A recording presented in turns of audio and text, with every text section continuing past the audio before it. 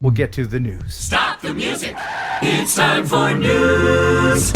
Let's head over into the drone newsosphere with Jeff Sills and find out what's going on in the world of drones. Hey, Jeff. Oh, man, the news is weird this week. I mean, just absolutely bizarre stuff. Yeah.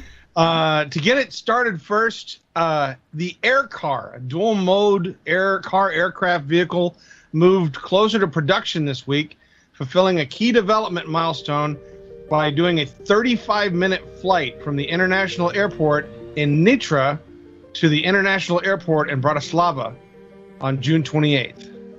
Cool. They made a plane look like a car. Because that's what it is. Well, yeah, at the end of the video, the wings and everything fold up and then they drive it away like a car. Yeah. Kelly, your thoughts on that? It still ain't the Jetsons, I'll tell you that right now. No, I want my little bubble car. Yes, with the tiny little wheels. Wow, I mean, it looks cool when it's flying. But let's see what it looks like on the ground. Let's see what it looks like. This has been in development for quite some time. Okay. It's the closest one that I think is going to actually become a production vehicle. Okay. Sure, it's technologically amazing. It does all this folding and stuff, but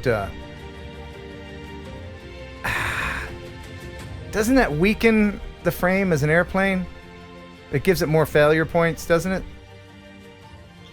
I don't know. And then now it just looks like a douchey car. You know those the Honda Civics where they'll glue an airplane wing on the back? Yeah, it's got that what's that car that I always hate when I pass them? I think it's an RX-7. You RX-8. stop it. I don't have a big douchey wing on the back. By the way, look, I don't care if you're watching this, if you're hearing me, and you drive a front-wheel drive car with a rear spoiler, you're a moron. All right. All right. Sorry, I digress. I don't know that. It's just too big of a car. Carl's Corner in the chat said it best when he said, quote, "But it runs unlike your car." Damn you, Carl. Damn you. You're so right. Damn you for being right, Carl. You son of a bitch. All right. I can't say anything until my car's fixed. All right. All right. So, Ken, we know you love lasers. Love lasers. So next in the news, the Israeli defense contractor Elbit recently released a video of a high-powered airborne laser that they have that's mounted in a Cessna and can shoot down enemy drones in flight. Ooh. Shoot the laser. There's the plane over there. Shoot that laser. Ooh, yeah, we got it. We're shooting it. Look, it's got a hot spot on it. It's all screwed up now. You shot it with a laser. Look, it's gonna go splash. That is cool, though. Can you imagine? Or their cameras are terrible. Yeah, they're awful. Yeah, but yeah, because they don't want the Palestinians to see who's shooting their stuff with the lasers. But we have that technology too. I've seen it demonstrated, and those lasers are freaking scary. And they're not the kind of lasers where you see the beam.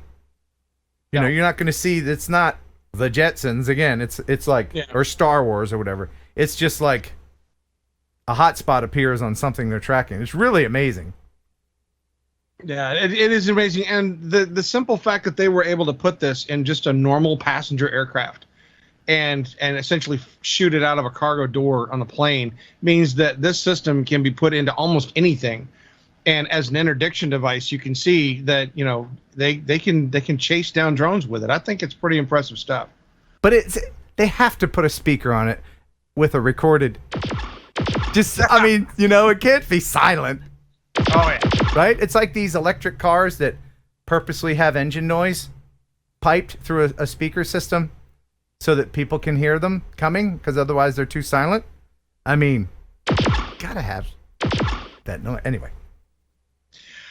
All right, so next in the news, and this one really caught me off guard because we love watching the drone displays that they do with thousands and thousands of drones. Mm-hmm. But recently in China, they showed us how not to do a drone show. Well, they're shooting them with lasers. No, No? I think probably leaving them in air too long. Oh dear. Is that what Yeah. happened? Is that what happened here? They have concluded that there was basically a I guess a planning problem with the drones. You think? and as the event unfolded, the drones just started falling randomly out of the sky and landing in the bay, and that was just that was amazing. I had not seen. I just got this additional information from my producer that doesn't exist. It was, in fact, Jeff, a planning problem. You see, the original plan was to have them in the sky, and then later on, their plans were dashed because they weren't. I think that's the first time I've ever seen one of those go wrong. Yeah, it is the first time that I've ever seen one go wrong. I mean, I've seen one or two that would drop out. No, I'm talking about Ken's joke. It went horribly wrong. Oh, okay. Thanks, man. Next in the news, You're the best. Boston Dynamics once again entertains us with their Spot robots with this fantastic new video demonstrating not only the robot's ability to maneuver, but also how it can coordinate with other robots.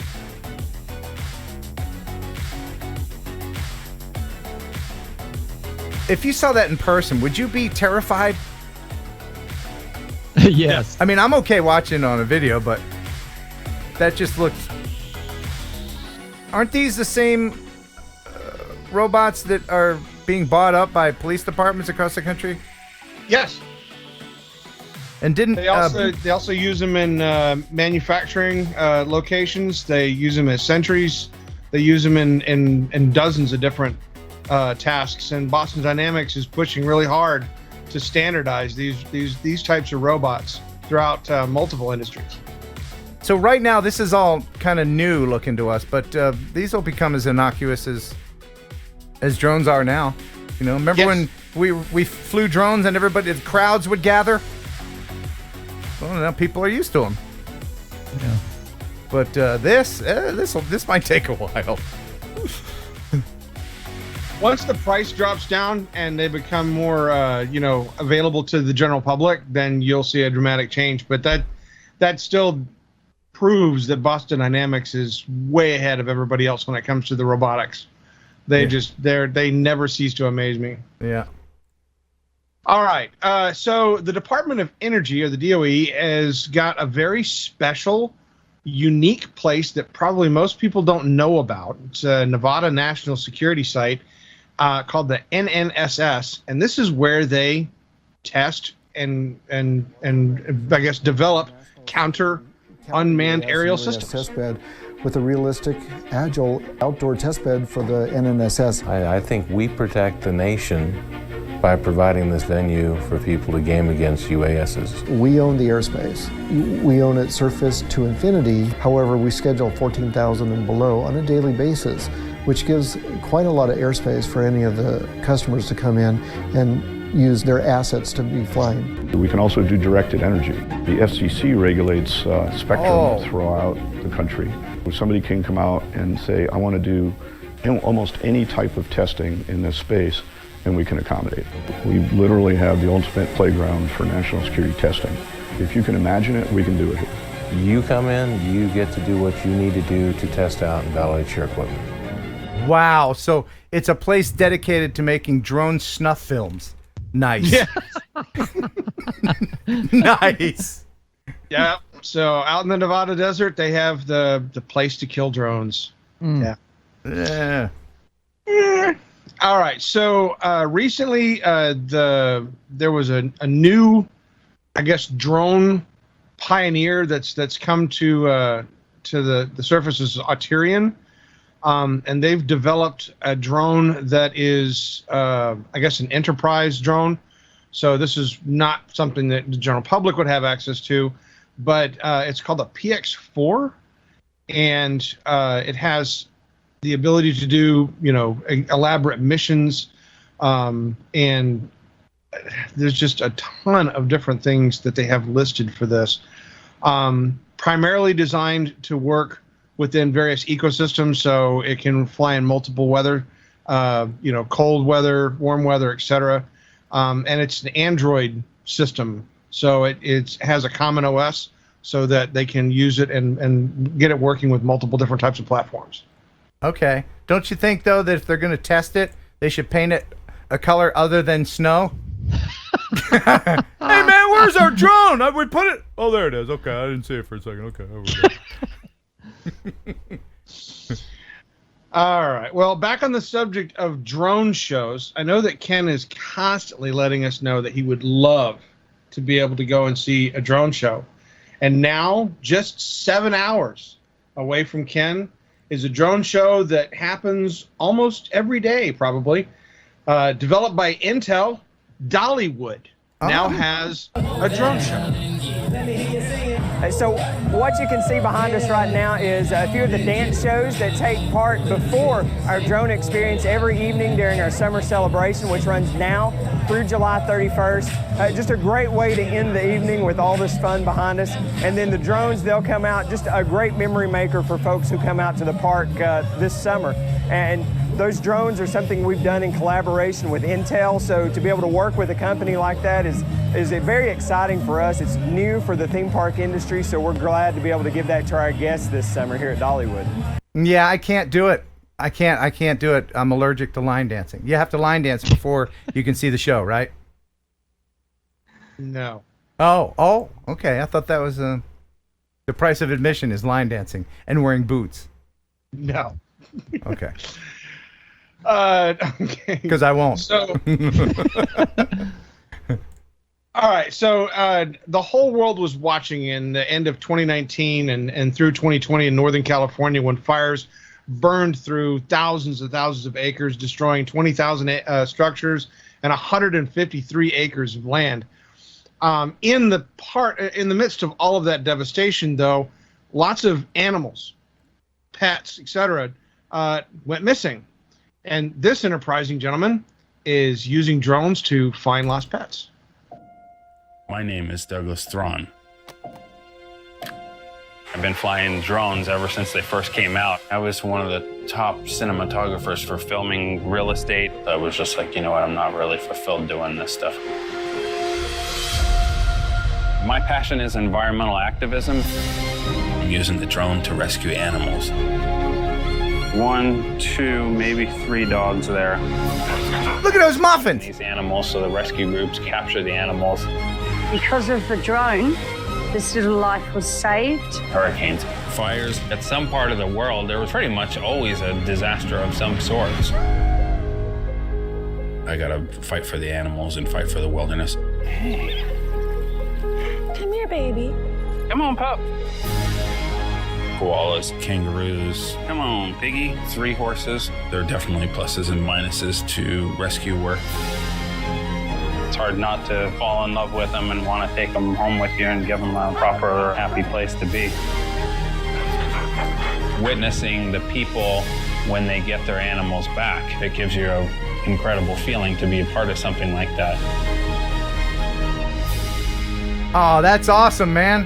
Yeah, hats off to that guy, man. Yeah. You got to rescue the muffins. I mean, the helpless, cute little muffins. You got to rescue them. You got to take care of the animals. Oh, and cats, I guess. I knew he was going there. Those cute little defenseless, cute, precious little muffins. And sure, cats. I'm kidding. Sort of. Back to you in the newsroom. Next in the news, insect-sized drones are being developed by researchers that can resist turbulence and collisions. Oh, neato. A team of researchers from MIT, Harvard University, and City University of Hong Kong have developed tiny, agile drones who look, act, and maneuver like actual insects. This new generation of tiny drones are powered by a new class of soft actuator made of thin rubber cylinders coated in carbon nanotubes. When voltage is applied to the carbon nanotubes, they produce an electrostatic force that squeezes and elongates the rubber cylinder. Repeated elongation and contraction is what causes the drone's wings to beat very fast and with enough power density to actually support flight. Typically, drones require wide open spaces because they're neither nimble enough to navigate confined ones nor robust enough to withstand collisions in a crowd. However, these insect-sized drones can flap its tiny wings nearly 500 times per second, giving it the ability to recover if hit or involved in a collision, and do some aggressive maneuvers like somersaults in the air. This insect-like resilience is packed into just 0.6 grams, the approximate weight of a large bumblebee. The researchers hope one day the robots could aid humans by pollinating crops or completing search and rescue missions and navigating complex machinery to ensure safety and functionality. Don't go there. You're not 12. Yeah, yes, he is. Oh, yeah, he is. Go ahead. Yes, he is. He's absolutely going to go there. What do you think I'm laughing at? Oh, I know exactly what you're laughing at. Would it be repeated elongation and contraction? I guess I'm a child. Yes, I worked so hard to find these extremely amazing videos of new and fantastic drones, and you figure out some way of making it body. Repeated elongation and retraction. Contraction. Okay. Oh, is it warm in here? Yeah. Been too long since I've had a girlfriend, I guess. You got that right. Back to you in the newsroom. All right. So last in the news, an Israeli-based drone photographer, Lior Patel, has captured some absolutely amazing footage. Because if you notice, sheep, when they transfer from one location to another, what you fail to, I guess, appreciate, and you can only see from the air, is the movement that the sheep go through. It's neat. Look at that.